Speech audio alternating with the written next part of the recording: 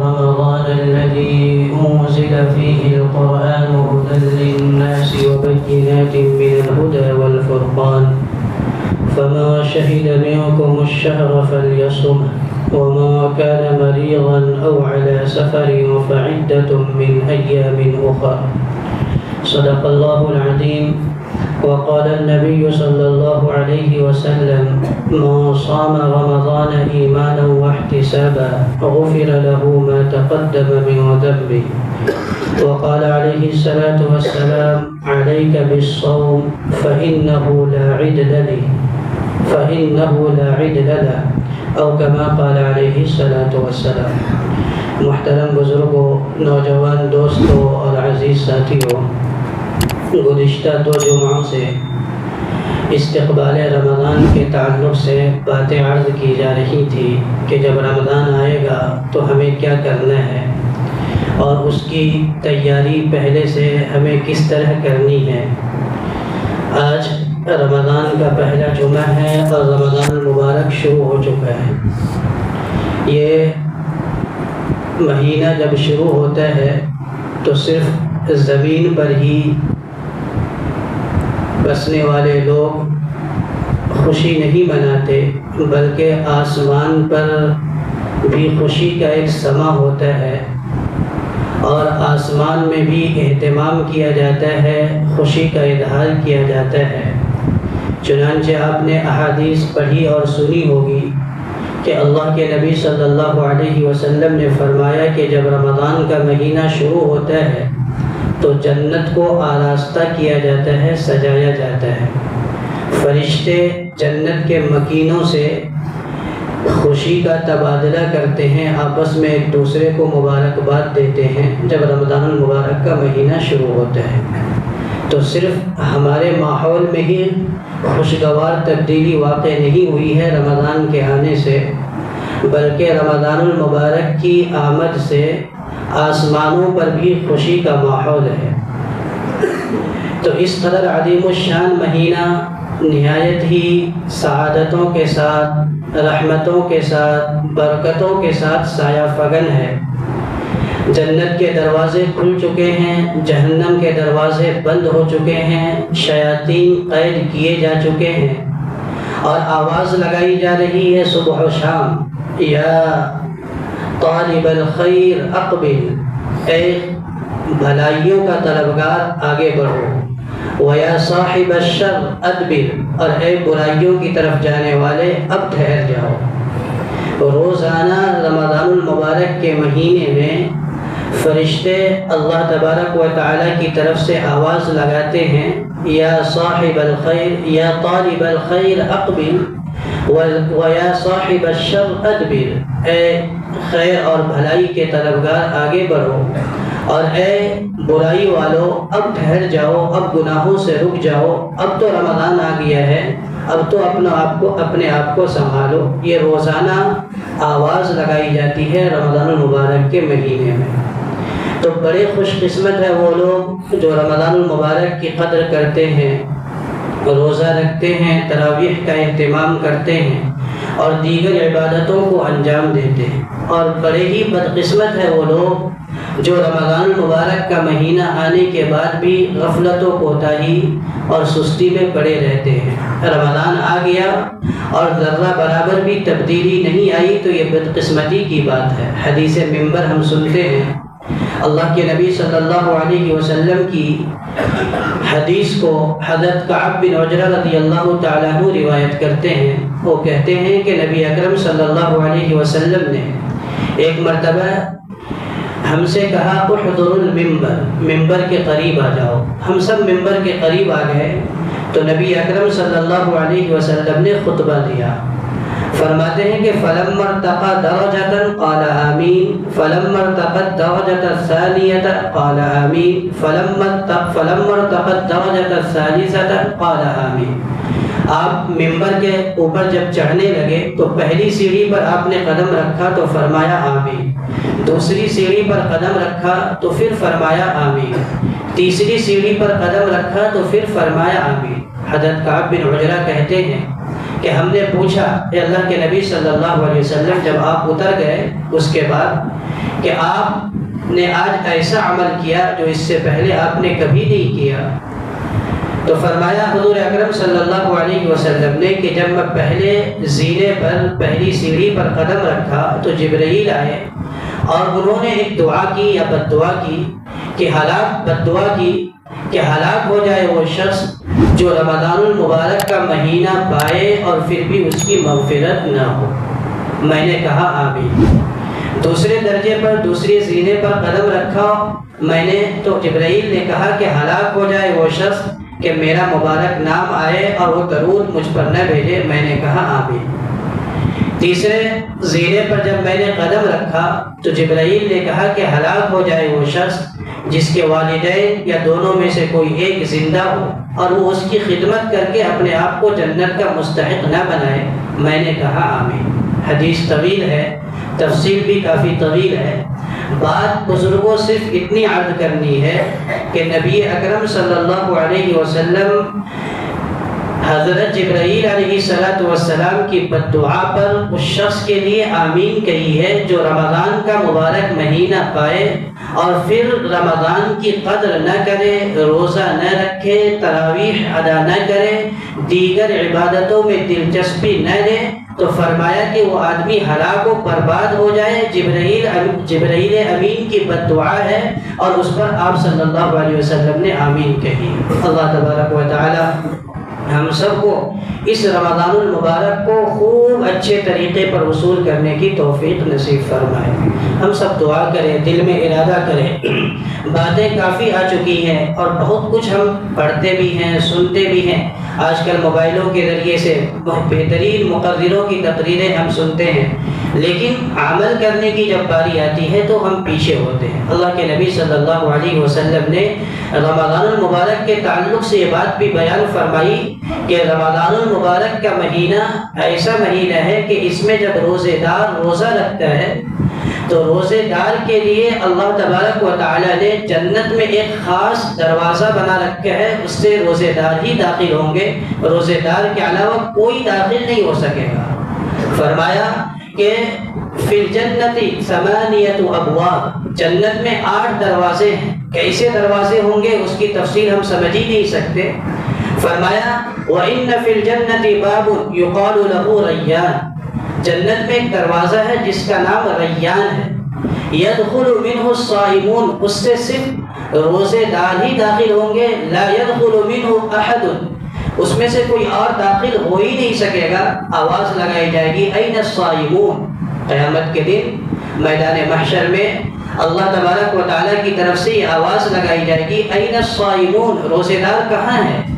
فیقومون، تو روزے دار جو دنیا میں روزہ رکھا کرتے تھے سب کے سب کھڑے ہو جائیں گے۔ فرمایا کہ وہ سب کے سب باب الریان سے جنت میں داخل کر دیے جائیں گے۔ ثم اغلق، فرمایا گیا کہ جب سب روزے دار اس دروازے سے جنت میں داخل کر دیے جائیں گے تو پھر دروازہ بند کر دیا جائے گا، کسی اور کو داخلہ اس سے نہیں ملے گا۔ یہ فضیلت ہے رمضان میں ہم جو روزہ رکھ کر کے بیٹھے ہیں اور نماز ادا کرنے کے لیے آئے ہیں۔ کل جب اللہ تبارک و تعالیٰ انعام سے نوازیں گے تو بزرگوں اس وقت اندازہ ہوگا کہ ہم نے اللہ تبارک و تعالیٰ کے لیے روزہ رکھ کر کے کتنا بڑا کام کیا تھا۔ اسی طرح روزہ ایک ایسی عبادت ہے کہ اس میں ریاکاری نہیں ہے، اس میں دکھلاوا نہیں ہے۔ نماز پڑھتے ہیں، دکھلاوے کا، ریاکاری کا شائبہ موجود ہے۔ حج کرتے ہیں، دکھلاوے کا شائبہ موجود ہے۔ عمرہ کرتے ہیں، دکھلاوا موجود ہو سکتا ہے کہ آج بھی ریاکاری کر رہا ہو۔ دیگر جتنی عبادتیں ہیں سب میں ریاکاری کا کہیں نہ کہیں شائبہ موجود ہے۔ آدمی اگر اپنے دل پر کنٹرول نہ رکھے تو آدمی ریاکاری میں مبتلا ہو جاتا ہے۔ صرف روزہ ایک ایسی عبادت ہے جس میں ریاکاری ہے ہی نہیں۔ اللہ کے نبی صلی اللہ علیہ وسلم نے فرمایا علیک بالصوم فإنہ لا عدل لی، تمہارے اوپر روزہ فرض ہے اور اس کی کوئی نظیر اور کوئی مثال نہیں ہے۔ روزہ بے ریا عبادت ہے اور بے مثال عبادت ہے۔ عورت 5 بجے کچن میں جاتی ہے، اب ظاہر سی بات ہے صبح 5 بجے اس نے سحری کی ہے، شام کے 5 بجے کچن میں جاتی ہے، اب وہ سب چیزوں کو بنا رہی ہے، بھوک شدت سے لگی ہوئی ہے، پیاس شدت سے لگی ہوئی ہے، لیکن آپ قربان جائیے کہ روزہ ایک ایسی عبادت ہے کہ عورت کچن میں کھانے کی تمام چیزوں کو بنا رہی ہے، تیار کر رہی ہے، لیکن اس کو کھائے گی نہیں، بلکہ نمک بھی چکھے گی نہیں۔ آدمی لوکل ٹرین میں سفر کر رہا ہے، نہ ٹوپی پہنا ہے، نہ کرتا پاجامہ پہنا ہے، بظاہر وہ کوئی دیکھ بھی نہیں رہا ہے، اس کا کوئی رشتہ دار بھی نہیں ہے، لوکل ٹرین میں امبرناتھ سے بیٹھا ہے اور ممبئی کے لیے جا رہا ہے، کوئی ڈبے میں پہچان والا نہیں ہے، پانی بازو میں موجود ہے، اپنے بیگ کے اندر بھی لے کر کے جا سکتا ہے، لیکن راستے میں دھکے کھا رہا ہے، سخت گرمی برداشت کر رہا ہے، لیکن ایک گھونٹ پانی اپنے منہ میں لینے کو تیار نہیں ہے۔ علیک بالصوم فإنہ لا عدل لہ، روزہ تم پر فرض کیا گیا ہے، اور یہ ایسی عبادت ہے کہ اس کی کوئی مثال نہیں ہے۔ کوئی مثال پیش کرے؟ اور میں نے عرض کیا تھا کہ اللہ نے ایک ایسی عبادت ہمارے اوپر فرض کی ہے، فرمایا صوموا تصحوا۔ لوگ ڈرتے ہیں کہ روزہ رکھیں گے شوگر بڑھ جائے گا، روزہ رکھیں گے دوسری بیماریاں بڑھ جائے گی، بواسیر بڑھ جائے گی، دمہ بڑھ جائے گا، اللہ ہر ایک کی تمام بیماریوں سے حفاظت فرمائے۔ لیکن اللہ کے نبی صلی اللہ علیہ وسلم فرماتے ہیں صوموا تصحوا، روزہ رکھو صحت یاب ہو جاؤ گے۔ میں نے عرض کیا تھا کہ کتنے لوگ ہمارے ملک کے اندر غیروں کے تہوار ہوتے ہیں، ان تہوار کے ہونے کے بعد اخبار کو دیکھیے اور چینلوں پر نظر ڈالیے تو معلوم ہوگا کہ اس تہوار کے بعد اتنے لوگ مر گئے پٹاخے کی آواز کی وجہ سے یا کسی اور وجہ سے، ہولی میں اتنے لوگ مر گئے، لیکن رمضان کا روزہ مسلمان دنیا بھر میں کروڑوں کی تعداد میں رکھتا ہے، ایک خبر نہیں ملے گی کہ فلاں محلے میں، فلاں علاقے میں، فلاں گاؤں میں، فلاں شہر میں ایک آدمی روزہ رکھنے کی وجہ سے مر گیا۔ صوموا تصحوا، روزہ رکھو صحت مند ہو جاؤ گے، بیماری نہیں آئے گی۔ اور یہ ہم لوگوں کا مشاہدہ ہے بارہا ہر سال کا، کتنے لوگ ایسے ہیں جو بیمار ہوتے ہیں لیکن رمضان کے اندر وہ دوائیاں بند کر دیتے ہیں، وہ کہتے ہیں کہ روزے کی وجہ سے ہمیں دوائی کی حاجت اور ضرورت نہیں پڑتی یا دوائیوں کی مقدار کم ہو جاتی ہے۔ یہ روزے کی برکت ہے۔ روزہ اس قدر عظیم الشان عبادت ہے، میں نے حدیث شروع میں پڑھی کہ آدمی روزہ رکھے پچھلے تمام گناہوں کو معاف کرواتے۔ من صام رمضان ایمانا واحتسابا غفر له ما تقدم من ذنبه، جو کوئی ایمان اور یقین کے ساتھ روزہ رکھا اس کے پچھلے سب گناہ دھل گئے۔ ومن قام رمضان ایمانا واحتسابا غفر له ما تقدم من ذنبه، جس نے تراویح پڑھی اور رات کی عبادتوں کو انجام دیا رمضان میں ایمان اور یقین کے ساتھ، اس کے بھی پچھلے تمام گناہ معاف ہو گئے۔ تو بزرگوں، باتیں رمضان المبارک کے تعلق سے ہمارے سامنے آئی ہیں اور بہت کچھ ہم سن چکے ہیں۔ یہ باتیں اس لیے کہی جا رہی ہے کہ ہم سب عمل کرنے کی کوشش کریں۔ آج رمضان کی 2 تاریخ ہے، ابھی پورا مہینہ باقی ہے، ابھی بھی وقت نہیں گیا ہے، ابھی بھی ہم اپنے اوقات کی ترتیب بنا لیں اور عبادتوں سے اپنا رشتہ جوڑے، مساجد کو آباد کرے، قرآن کی تلاوت سے اپنے دل کو منور کرے، اپنی زبان کو معطر کرے۔ لیکن بزرگوں، رمضان جب آتا ہے تو ہم لوگ دیکھا دیکھی روزہ رکھتے ہیں، مسائل کی طرف ہم لوگوں کی توجہ نہیں ہوتی۔ بعض دفعہ ایسا ہوتا ہے کہ آدمی روزہ تو رکھ لیا ہے لیکن کوئی ایسی چیز پیش آ گئی کہ اس کا روزہ ٹوٹ گیا لیکن اسے خبر نہیں ہے، یا اس کا روزہ ہو رہا ہے لیکن وہ سمجھ رہا ہے کہ میرا روزہ ٹوٹ گیا اور روزے کو توڑ دے رہا ہے۔ اس لیے اس وقت میں کچھ بنیادی مسائل آپ کے سامنے رکھ دوں، جو موٹے موٹے اور بنیادی مسائل ہوتے ہیں اس کو ہم سمجھ لیں۔ پہلی بات یہ سمجھیں کہ اللہ تبارک و تعالی نے ہر مسلمان، عاقل ہو، بالغ ہو، مسلمان ہو، تو عاقل، بالغ اور مسلمان ہونا یہ 3 شرط ہے۔ اگر عاقل بھی ہے، عقل مند ہے، بالغ ہے اور مسلمان ہے تو اب وہ مرد ہو یا عورت ہو اس پر روزہ فرض ہے اگر رمضان کا مہینہ شروع ہو گیا ہے، بشرطے کہ کوئی عذر نہ ہو۔ عاقل ہو، بالغ ہو، مسلمان ہو، چاہے مرد ہو چاہے عورت ہو، اس پر روزہ رمضان شروع ہوتے ہی فرض ہو جاتا ہے، بس اس کے پاس کوئی عذر نہ ہو۔ اگر عذر ہوگا تو یا تو اس کو قضا کرنی ہوگی یا فدیہ ادا کرنی ہوگی۔ علماء نے قرآن کریم کی جو آیت ہے ابھی میں نے پڑھی، شہر رمضان الذی انزل فیہ القرآن ہدی للناس وبینات من الہدی والفرقان فمن شہد منکم الشہر فلیصم، جو کوئی رمضان کا مہینہ پائے تو وہ روزہ ضرور رکھے، روزہ فرض ہے۔ ومن کان مریضا او علی سفر، جو کوئی مریض ہو یعنی بیمار ہو یا سفر کی حالت میں ہو، ومن كان مريضا او على سفر فعدة من ایام اخر، تو دوسرے دنوں میں تعداد کو شمار کر کے روزے کی قضا کر دے۔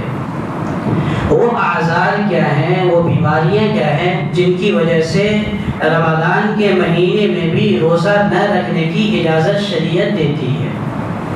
پہلے نمبر پر مریض ہونا، بیمار ہونا، دوسرے نمبر پر مسافر ہونا، تیسرے نمبر پر بہت زیادہ بھوک کا لگ جانا، چوتھے نمبر پر بہت زیادہ پیاس کا لگ جانا، پانچویں نمبر پر بہت زیادہ بوڑھا ہو جانا، چھٹے نمبر پر اکراہ، کسی کا زبردستی روزے کو توڑوا دینا، اور چار چیزیں عورتوں کے ساتھ خاص ہے، چار اعذار جو ہیں، عذر جو ہیں، حاملہ ہونا، حمل سے ہونا، نمبر دو مرضعہ ہونا یعنی دودھ پلانے والی عورت ہو، نمبر تین حائضہ ہونا، ماہواری آ گئی ہو، نمبر چار نفسا ہونا یعنی بچے کی گھر میں ولادت ہوئی ہو۔ تو یہ 10 اعذار ہوئے، 4 عورتوں کے ساتھ خاص ہے اور 6 مردوں اور عورتیں، مرد اور عورت دونوں اس میں مشترک ہیں۔ یاد رکھیں، بیمار ہونا، مسافر ہونا، سخت بھوک کا لگنا، سخت پیاس کا لگنا، بہت زیادہ بیمار ہو جانا، زبردستی روزے کا توڑوا دیا جانا، اور عورت کا حاملہ ہونا، مرضعہ ہونا، حائضہ ہونا، نفسا ہونا، یہ 10 اعذار ہے۔ اگر یہ 10 عذر کسی مرد یا عورت کے ساتھ ان میں سے کوئی ایک عذر لاحق ہے تو اس کو روزہ نہ رکھنے کی اجازت ہے۔ باقی تمام مسلمان مرد اور عورت کے لیے رمضان کا مہینہ شروع ہو جائے تو روزہ رکھنا اس کے اوپر فرض ہے۔ سب سے پہلی چیز مریض اور بیمار ہونا۔ دیکھیں، آدمی اتنا بیمار ہو گیا ہے کہ اب روزہ نہیں رکھ سکتا، تو اب اس کی 2 صورتیں ہیں۔ ایک تو یہ کہ وہ آدمی صحت یاب ہو جائے گا، اس کی امید ہے یا امید نہیں ہے، ہم بخار آ گیا یا اسی طرح کوئی معمولی کھانسی آ گئی یا کچھ ایسی بیماری آ گئی کہ آدمی دوا لے لیا، اللہ تعالیٰ شفا عطا فرما دیتے ہیں۔ تو اگر ایسی بیماری ہے جس کے صحیح ہونے کی امید ہے تو ایسا آدمی بعد میں رمضان کے بعد قضا کرے گا۔ لیکن ایسی بیماری لاحق ہو گئی ہے کہ جس کے صحیح ہونے کی امید نہیں ہے تو اب اس کے ذمے فدیہ ہے۔ بہت زیادہ آدمی بیمار ہو گیا ہے، آخری وقت چل رہا ہے، رمضان کا مہینہ شروع ہے اور رمضان کا مہینہ اس نے زندگی میں پا لیا ہے، تو کیا کرے گا؟ فدیہ ادا کرے گا۔ فدیہ کیا ہے؟ سب سے پہلی بات تو یہ کہ فدیہ جو ادا کرے گا اس کے لیے یہ علماء لکھتے ہیں کہ اپنے قریبی رشتہ داروں کو دے، اور اگر قریبی رشتہ دار غریب مسکین نہ ہو تو پھر جس کو چاہے مسلمان کو دے سکتا ہے۔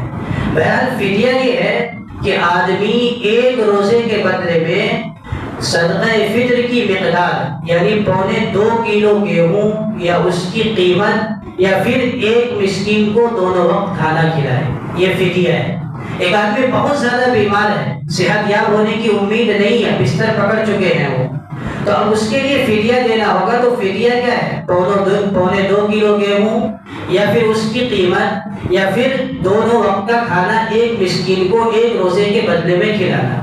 اب ایک آدمی بیمار تھا، پہلے رمضان سے 30ویں رمضان تک بالکل مرض الموت میں رہا، گویا کہ امید نہیں ہے صحت یاب ہونے کی، تو اس کے رشتہ داروں کو، اس کے بچوں کے لیے یہ ضروری ہے، اور اس کے لیے ضروری ہے کہ وصیت کرے اپنے بچوں کو اور کہے کہ میرے 30 روزوں کا فدیہ ادا کر دو تو بری ذمہ ہو جائے گا۔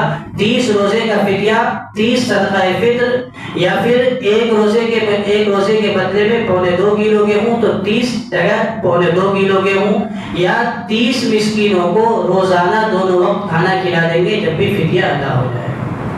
تو بہرحال ایک بات یہ ہوئی، ایک آدمی بیمار ہوا اور اسے صحیح ہونے کی امید ہی نہیں تھی، لیکن اللہ تبارک و تعالیٰ نے شفا عطا کر دی، اس کا فدیہ بھی ادا کیا جا چکا تھا، تو اب کیا کریں؟ کہا جائے گا کہ اب تم قضا کرو، فدیہ جو ادا کیے اس کا ثواب الگ۔ ایک آدمی روزہ نہیں رکھ پا رہا ہے، بہت بیمار ہے، صحت یاب ہونے کی امید بھی نہیں ہے اور فدیہ بھی نہیں ادا کر سکتا، اتنا غریب ہے، تو وہ کیا کرے؟ تو کہا گیا کہ وہ توبہ استغفار کرے، کیونکہ اس کے پاس کچھ دینے کو ہے ہی نہیں، تو توبہ استغفار کرے، یہ نیت رکھے کہ اللہ جب بھی عطا فرمائیں گے تو میں فدیہ ادا کر دوں گا۔ تو یہ باریک چھوٹے چھوٹے مسائل ہے بیماری کے تعلق سے۔ ایک آدمی سفر میں ہے، مسافر کے تعلق سے ایک آدمی سفر میں ہے، اب سفر چاہے راحت کا ہو، اے سی میں سفر کر رہا ہو یا جنرل ڈبے میں سفر کر کے یو پی، بہار، آسام، بنگال جا رہا ہو، حیدرآباد جا رہا ہو، تو اب سفر شروع کیا ہے تو سفر کی حالت میں روزہ رکھنے اور نہ رکھنے دونوں کی اجازت ہے، لیکن علماء یہ کہتے ہیں کہ اگر آرام کا سفر ہو تو روزہ رکھنا بہتر ہے، تکلیف کا سفر ہو تو روزہ نہ رکھنا بہتر ہے۔ تو ایک آدمی ایسا ہے سفر کے تعلق سے ہی کہ ایک آدمی سفر کیا اور کسی دوسرے علاقے میں گیا، شرعی سفر کیا اور کسی علاقے میں گیا اور وہاں 15 دن یا اس سے زیادہ ٹھہرنے کا ارادہ ہو گیا، تو اب اس آدمی کے لیے روزہ رکھنا لازم اور ضروری ہے، اب وہ مسافر نہیں رہا۔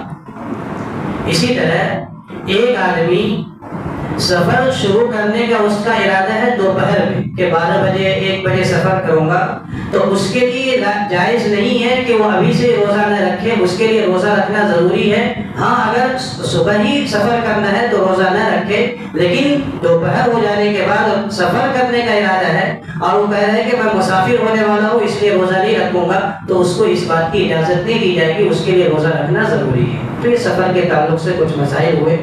بیماروں کے تعلق سے ایک آدمی ایسا ہے جسے دمے کی بیماری ہے، سانس لینے میں دشواری ہوتی ہے، تو کیا کرے بیچارہ؟ تو اس آدمی کے لیے شریعت اجازت دیتی ہے کہ وہ بعد میں قضا کر لے جب صحت یاب ہو جائے، یا پھر فدیہ کی صورت اس کے لیے ہے۔ ایک آدمی ایسا ہے جسے بواسیر کی بیماری ہے، اگر بھوکا رہتا ہے تو خون نکلتا ہے، اور بھوکا نہ رہے کھا پی لے تو زیادہ تکلیف نہیں ہوتی ہے، تو بواسیر میں مبتلا آدمی کے لیے جو سخت تکلیف محسوس کرتا ہے اس کے لیے بھی روزہ نہ رکھنے کی اجازت ہے۔ ایک آدمی ٹی وی کا بیمار مریض ہے، پھیپھڑے میں تکلیف ہے، بھوکا رہنے میں بہت سخت دشواری محسوس کرتا ہے، ایسے آدمی کے لیے بھی روزہ نہ رکھنے کی اجازت ہے۔ ایک آدمی ایسا ہے جسے شوگر کی بیماری ہے اور بھوک سے ناقابل برداشت حد تک پہنچ جاتا ہے، برداشت نہیں کر پاتا بھوک کو، تو ایسے آدمی کے لیے، ایسے شوگر کے مریضوں کے لیے بھی روزہ نہ رکھنے کی اجازت ہے، بعد میں قضا کرے گا جب صحت یاب ہو جائے یا جب آسانی ہو، یا فدیہ ادا کرے گا۔ لیکن ان تمام صورتوں میں یاد رکھنے کی بات ہے کہ ہم خود فیصلہ کریں کہ صحیح معنوں میں یہ عذر ہمارے ساتھ لاحق ہے یا نہیں لاحق ہے۔ آدمی ذرا سی بیماری ہو گئی، نے شریعت نے تو اجازت دی ہے، چلو روزہ نہیں رکھیں گے بعد میں قضا کر لیں گے، تو یہ مناسب نہیں ہے۔ اس بات کو ہمیشہ یاد رکھنی چاہیے کہ آدمی رمضان میں ایک روزہ رکھے، اس کی جو فضیلت اور برکت ہے، غیر رمضان میں پوری زندگی روزہ رکھ لے، رمضان کے ایک روزے کے برابر نہیں ہو سکتا۔ اسی طرح چند مسائل ہیں۔ آدمی سحری نہیں کیا، بہت سارے لوگ پوچھتے رہتے ہیں کہ اجتماعی طور پر بات آ جائے گی تو عمل کرنا آسان ہو جائے گا کہ ایک آدمی سحری نہیں کیا، تو آدمی پوچھتا ہے کہ میں نے سحری نہیں کیا، سحری کے وقت آنکھ نہیں کھلی، تو کیا میرا روزہ رکھنا درست ہے؟ بالکل درست ہے، بغیر سحری کے بھی روزہ رکھ سکتے ہیں۔ سحری کرنا سنت ہے، لیکن سحری روزہ کے لیے ضروری نہیں ہے۔ اسی طرح ایک آدمی رات میں سویا، ناپاک ہو گیا یا بیوی سے ملاقات کیا، اب صبح آنکھ اس وقت کھل رہی ہے جبکہ اذان ہونے میں 10-15 منٹ باقی ہے، تو اب کیا کرے؟ وہ پہلے سحری کرے یا پہلے غسل کرے؟ تو اس کے لیے یہ ہے کہ پہلے سحری کر لے، بعد میں غسل کرے گا، کیونکہ اگر غسل کرنے گیا تو سحری کا وقت ختم ہو جائے گا۔ ایک آدمی سویا، رات میں ناپاک ہو گیا اور اس وقت آنکھ کھلی جب اذان ہو چکی ہے، تو اب کیا کرے؟ ناپاکی کی حالت میں روزے کی نیت کر سکتے ہیں، چاہے غسل کرے، روزے کی نیت کرے اور آ کر کے نماز ادا کرے بغیر سحری کے۔ اگر آدمی ناپاکی کی حالت میں صبح صادق کے بعد اٹھا تو اس کے لیے بھی روزہ رکھنا ہے، ضروری ہے، وہ روزہ کو توڑے گا نہیں، روزہ نہ رکھنے کی اس کے لیے گنجائش نہیں ہے۔ خون ٹیسٹ کرانے کی ضرورت پڑتی ہے، اسی طرح خون دینے کی کبھی کبھی ضرورت پڑتی ہے، تو خون ہم دے بھی سکتے ہیں اور خون ٹیسٹ بھی کرا سکتے ہیں۔ ہاں اتنی مقدار میں خون نہ دے کہ ہم خود کمزور ہو کر کے روزہ توڑنے کے ٹہانے پر آ جائے، یہ مناسب نہیں ہے، لیکن روزے کی حالت میں خون بدن سے نکالنا، اس سے روزے میں کوئی فرق نہیں پڑتا۔ انجیکشن انجیکشن بھی ہم روزے کی حالت میں لے سکتے ہیں، نس میں بھی لے سکتے ہیں، گوشت میں بھی لے سکتے ہیں. تو انجیکشن لینے کی وجہ سے روزے میں کوئی فرق نہیں پڑے گا. ہاں طاقت بڑھانے کے لیے انجیکشن لینا، اس کو علماء نے مکروہ لکھا ہے کہ روزہ میں طاقت مل جائے، بھوک محسوس نہ ہو، تو پھر روزے کا حاصل کیا ہوا. بہرحال یہ بنیادی مسائل. اسی طرح بعض آدمی کو پھیپھڑے میں بیماری ہوتی ہے تو اس کے لیے جو علاج کیا جاتا ہے وہ علاج بھی کیا جا سکتا ہے. اور اس طرح کے دیگر مسائل، قے اور الٹی کے مسائل بہت زیادہ آتے ہیں. بعض لوگ کہتے ہیں کہ ہم نے سحری کی، اذان ہوا اور الٹی ہو گئی، تو اب روزہ رکھیں یا روزہ توڑ دیں. آپ کو روزہ رکھنی ہے. دیکھیں، ایک الٹی اور قے ہونا خود بخود ہوتا ہے اور ایک جان بوجھ کر کے ہوتا ہے.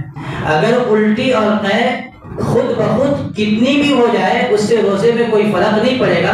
ہاں جان بوجھ کر کے الٹی ہو رہی ہے اور منہ بھر کے ہو رہی ہے تو پھر روزہ ٹوٹ جائے گا. اس کو بھی یاد رکھیں. اسی طرح بعض لوگ ایسے ہوتے ہیں جو صبح کے وقت میں، دن کے وقت میں ناپاک ہو جاتے ہیں. بعض نوجوان بچے ہوتے ہیں سو جاتے ہیں دن میں اور ناپاک ہو گئے، تو اب وہ پریشان ہوتے ہیں کہ دن میں ناپاک ہو گیا، احتلام ہو گیا، کیا کرے؟ روزہ رکھے، روزے میں کوئی فرق نہیں پڑے گا، اس حالت میں بھی روزہ رکھ سکتے ہیں. تو بہرحال یہ چند مسائل ہے جو اس وقت میرے ذہن میں آیا. عطر لگا سکتے ہیں، تیل لگا سکتے ہیں، خوشبو جو بھی لگانا ہے خوشبو لگا سکتے ہیں، مسواک کر سکتے ہیں. ہاں کولگیٹ وغیرہ کا استعمال کرنا علماء نے مکروہ لکھا ہے، اس سے روزے کی حالت میں بچنا چاہیے. ان تمام چیزوں کو کر سکتے ہیں، یعنی عطر لگا سکتے ہیں، تیل لگا سکتے ہیں، ان چیزوں کو لگا سکتے ہیں. کان کے اندر دوائی، اگر کان کا پردہ صحیح سالم ہے تو ڈال سکتے ہیں. اگر ڈاکٹر نے کہا ہے کہ کان کا پردہ پھٹا ہوا ہے تو دوائی نہیں ڈال سکتے. ناک کے اندر دوائی نہیں ڈال سکتے روزے کی حالت میں، آنکھ کے اندر ڈال سکتے ہیں. تو یاد رکھیں یہ مسائل بھی روز پیش آتے ہیں. سرما بھی لگا سکتے ہیں، آنکھ کے اندر دوائی بھی ڈال سکتے ہیں، کان کے اندر بھی دوائی ڈال سکتے ہیں، ناک کے اندر دوائی نہیں ڈال سکتے، اس سے روزہ ٹوٹ جائے گا. یہ چند مسائل ہیں جو روزمرہ کے مسائل ہیں، وقت بھی ہونے کو ہے تو میں نے یہ باتیں آپ کے سامنے عرض کر دی ہے. اس کے علاوہ ایک صورت ایسی ہے جس میں قضا اور کفارہ دونوں لازم ہوتے ہیں. آدمی کو معلوم ہے کہ رمضان کا مہینہ ہے، اس نے روزہ رکھ لیا، کوئی بیماری نہیں ہے، اس نے جان بوجھ کر کے روزہ توڑ دیا. اب آدمی روزہ رکھا، کوئی بیماری نہیں ہے، جو بیماری ابھی آپ کے سامنے عرض کیے گئے ان میں سے کوئی بیماری نہیں ہے، اور اس نے جان بوجھ کر کے روزہ توڑ دیا، تو ایسے آدمی پر قضا بھی ہے اور کفارہ بھی ہے. یہ خطرناک صورتحال ہے. آپ نے روزہ رکھ کر کے روزہ کو توڑ دیا، کوئی عذر نہیں ہے، آپ نے سخت ترین جرم کیا ہے. ایک روزہ قضا کے طور پر رکھو اور ایک غلام آزاد کرو، یہ فدیہ ہے. ایک غلام آزاد نہیں کر پائیں گے، لگاتار 2 مہینے ایک روزے کے بدلے میں روزہ رکھنا پڑے گا فدیے کے طور پر. اور اگر 2 مہینے روزہ نہیں رکھ سکتے تو 60 مسکینوں کو دونوں وقت کھانا کھلانا ہے. یہ روزے کا فدیہ ہے، ایک روزے کا، جب اگر آدمی روزہ رکھ کر کے توڑتا ہے. تو ان صورتوں سے اپنے آپ کو بچانا ہے. بہرحال بزرگوں، روزہ کی فضیلت کے تعلق سے کچھ باتیں میں نے عرض کی، مسائل کے تعلق سے بھی کچھ باتیں میں نے عرض کی ہے. ایک بات اور یاد آ رہی ہے، عام طور پر بھول سے لوگ کچھ کھا پی لیتے ہیں، تو بھول سے کھا پی لینے سے آدمی کا روزہ نہیں ٹوٹتا. ایک آدمی بھول سے کھا لیا اور ایک نہیں 4 بار کھا لیا تب بھی اس کا روزہ نہیں ٹوٹے گا. لیکن بھول سے کھایا اور پھر یہ سمجھا کہ روزہ ٹوٹ گیا، اس کے بعد دوبارہ کھا لیا تو اب روزہ ٹوٹ جائے گا. کیونکہ اس مسئلے کا معلوم ہونا ہر مسلمان کے لیے ضروری ہے. ہم پڑھتے ہیں طلب العلم واجب علی کل مسلم، ہر مسلمان پر اتنے مسائل کا اور اتنا علم کا جاننا ضروری ہے جس سے حلال اور حرام کی عبادتوں کے صحیح ہونے کے طریقے کو جان جائے. تو اس کو جاننا ضروری تھا. لیکن اگر ایک آدمی کھا لیا بھول کر کے، روزہ نہیں ٹوٹا، لیکن یہ سوچ کر کے کہ میں تو اب کھا لیا، اب روزہ میرا رہا نہیں، اب جان بوجھ کر کے کھا رہا ہے تو روزہ ٹوٹ گیا. ایک آدمی غلطی سے پانی پی لیا، کھانا کھا لیا تو بھی اس کا روزہ ٹوٹ جائے گا. بھول میں اور غلطی میں فرق ہے. بھول تو یہ ہے کہ روزہ یاد نہیں ہے، کھانا شروع کر دیا، اور غلطی یہ ہے کہ روزہ یاد ہے، کلی کرنے کے لیے پانی منہ میں ڈالا اور پانی حلق سے نیچے اتر گیا، روزہ ٹوٹ جائے گا. تو اس سے احتیاط کریں. اسی لیے رمضان کے مہینے میں غسل وغیرہ کرنے میں، کلی وغیرہ میں بہت زیادہ اندر تک پانی لینے کی ضرورت نہیں ہے اور بہت زیادہ حلق تک پانی کو پہنچانے کی ضرورت نہیں ہے. اگر وضو کرتے رہے اور پانی کو بہت زیادہ حلق کے اندر اتارنے کی کوشش کی اور غلطی سے پانی حلق کے نیچے اتر گیا تو روزہ ٹوٹ جائے گا. تو یہ بات یاد رکھیے، بھول الگ ہے اور غلطی الگ ہے. غلطی سے اگر کھا پی لیں گے تو روزہ نہیں ٹوٹے گا، بھول سے اگر کھا پی لیں گے تو روزہ نہیں ٹوٹے گا، لیکن غلطی سے اگر کھا پی لیں گے تو روزہ ٹوٹ جائے گا. تو چند مسائل میں نے آپ کے سامنے ذکر کر دیا. اس کے علاوہ بھی اگر کسی کو کوئی مسئلہ درپیش ہو تو اپنے قریبی عالم سے رابطہ کر کے معلوم کر لے تاکہ ہمارا روزہ بزرگوں صحیح ہو. روزہ رکھے اور روزہ ٹوٹ جائے، روزہ نہ ہو رہا ہو اور ہم سمجھ رہے ہو کہ روزہ ہو رہا ہے تو یہ بڑے خطرے کی بات ہے. اس لیے مسائل کا بنیادی طور پر جاننا بھی ضروری ہے. دیکھیے، رمضان کی قدر کرنا، رمضان کے روزے رکھنا، نماز کی رمضان میں تراویح ادا کرنا، اس کو اب لازم پکڑ لے، ضروری سمجھے، اتنا ضروری سمجھے، اتنا ضروری سمجھے کہ اس کے سامنے ہم کسی چیز کو آنے نہ دے. سب سے زیادہ اہمیت رمضان المبارک کے مہینے میں ہم عبادتوں کو دیں. میں نے کہا تھا کہ ابن جوزی رحمۃ اللہ علیہ فرماتے ہیں کہ اگر قبر والوں کو اٹھا کر کے یہ پوچھا جائے کہ تمہاری کوئی تمنا ہے تو وہ کہیں گے کہ مجھے رمضان کا ایک دن مل جائے، یہ میری تمنا ہے. یہ ہے رمضان کی اہمیت کہ مردے کو اگر اٹھا کر کے پوچھ لیا جائے کہ آپ کی کوئی تمنا ہے تو کہے گا کاش رمضان کا ایک دن مجھے مل جائے اور مجھے زندگی دی جائے. یہ ابن جوزی فرماتے ہیں. حضرت علی رضی اللہ تعالیٰ عنہ فرماتے ہیں کہ اللہ تبارک و تعالیٰ کو اگر امت مسلمہ کو، امت محمدیہ کو عذاب دینی ہوتی تو رمضان کا مبارک مہینہ عطا نہیں فرماتے. یہ اہمیت ہے رمضان. اور خود نبی اکرم صلی اللہ علیہ وسلم نے فرمایا کہ اگر میری امت کو یہ بات معلوم ہو جائے کہ رمضان کیا چیز ہے تو وہ تمنا کرے کہ پورا سال رمضان ہی ہو. تو یہ اہمیت ہے، یہ قدر و قیمت ہے. بزرگوں، رمضان کا مل جانا خوشی کی بات نہیں ہے، بلکہ رمضان المبارک کے مہینے میں اپنے آپ کو گناہوں سے بچا لینا، روحانی تمام تر بیماریوں سے اپنے آپ کو پاک کر لینا اور عبادتوں میں اپنے آپ کو کھپا دینا، یہ خوشی کی بات ہے. رمضان مل جائے اور گناہوں سے چھٹکارا نہ ملے، رمضان مل جائے اور نیکیوں پر ہم آمادہ نہ ہو سکے، رمضان مل جائے تراویح ہماری اچھی نہ ہو سکے، رمضان مل جائے قرآن کی تلاوت ہم نہ کر سکے، رمضان مل جائے اور ذکر و اذکار میں ہمارا دل نہ لگے، رمضان آ جائے اور صبر ہمیں نہ مل سکے، رمضان آ جائے اور ہماری روحانی تربیت نہ ہو سکے، رمضان آ جائے آنکھ کی حفاظت نہ ہو سکے، رمضان آ جائے دل میں کینہ اور بغض بھرا رہے، تو پھر رمضان آ کر کے بزرگوں چلا جائے گا، فائدہ کچھ نہیں ملے گا. اس لیے بڑی ہی مؤدبانہ گزارش ہے، آپ نے ذمہ داری دی ہے اور مجھے یہاں بیٹھایا ہے. آپ سے کوئی لالچ نہیں اور کوئی چیز میں آپ سے مانگ نہیں رہا ہوں. بزرگوں، بہت درد دل کے ساتھ عرض کر رہا ہوں کہ رمضان کی ان اوقات کی قدر و قیمت کر دیجیے. ہمارے بہت سے بزرگ قبروں کے اندر چلے گئے ہیں جو گزشتہ رمضان میں موجود تھے. اگلا رمضان ہمیں نصیب ہو یا نہ نصیب نہ ہو اس کی کوئی گارنٹی نہیں ہے. فجر کی بعد تلاوت کا معمول اتنی لمبی رات ہو رہی ہے، 10 بجے تراویح، 10:15 بجے تراویح سے فارغ ہو جا رہے، کھانا کھائیں گے، دیگر مصروفیات میں لگیں گے، 12 بجے تک بھی سو گئے تو 5 بجے اٹھ کر کے ہم سحری بھی کھا سکتے ہیں اور تہجد کی نماز بھی پڑھ سکتے ہیں. پھر بھی فجر کی نماز پڑھ کے ایسے بھاگتے ہیں جیسے سب نیند کے عالم میں. کتنی بے غیرتی کی بات ہے. بار بار گزارش کی جاتی ہے کہ ذرا سا تلاوت کر لو. قرآن کھول کر کے دیکھنے کو تیار نہیں ہے.